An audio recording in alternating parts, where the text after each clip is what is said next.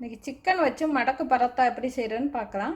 1 cup மைதா மாவு இல்லைன்னா கோதுமை மாவு, மாவுக்கு தேவையான அளவு உப்பு, அரை டீஸ்பூன் சீனி, இது எல்லாத்தையும் ஒரு மிக்சியில் சேர்த்துட்றேன். அரை கப் பால், அரை கப் தண்ணி, சின்ன முட்டை 2 எடுத்துருக்கேன். பெரிய முட்டைனா 1 முட்டை அளவு சேர்த்தா போதும். 2 டேபிள் ஸ்பூன் அளவு எண்ணெய் இல்லைன்னா நெய் சேர்த்துக்கலாம். கட்டி இல்லாமல் அரைச்சி எடுத்துக்கலாம். இப்போ அரைச்ச மாவு இதில் சேர்த்துட்றேன்.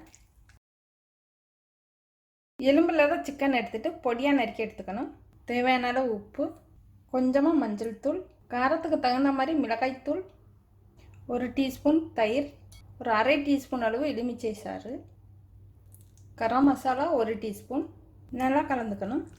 1 டீஸ்பூன் இஞ்சி பூண்டு விழுது, ஒரு 10 நிமிஷம் ஊறட்டும். குடமிளகாய் தேவையான நிறத்தில் எடுத்துக்கலாம். பாதி பெரிய வெங்காயம் பொடியாக நறுக்கி எடுத்துக்கணும். ஒரு பச்சை மிளகாய் தேவைன்னா சேர்த்துக்கலாம். தேவையான அளவு எண்ணெய், பச்சை மிளகாய், வெங்காயம், சிக்கனை சேர்த்து வதக்கிடலாம்.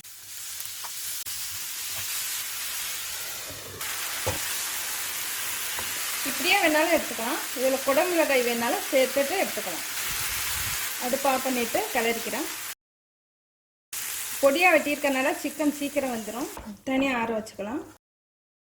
மாவை நல்லா கலந்துட்டு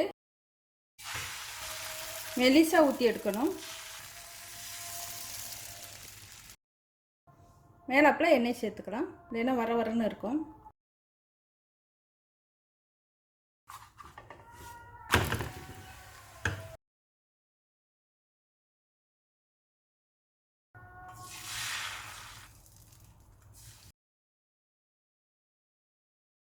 இதே மாதிரி ஒன்று ஒன்றா சுட்டு எடுத்துக்கலாம்.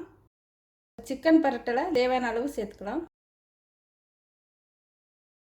பாதி அளவு மடிக்கிடலாம்.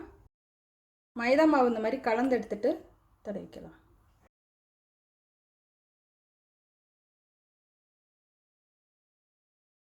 சீஸ் வேணால் சேர்த்துக்கலாம். இதே முறையில் பன்னீர் வச்சு செய்யலாம்.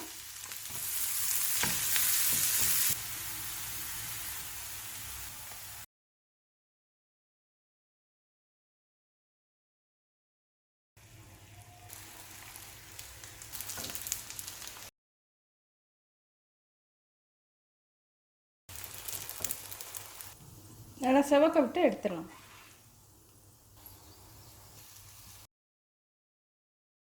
ரெடி ஆயிடுச்சு.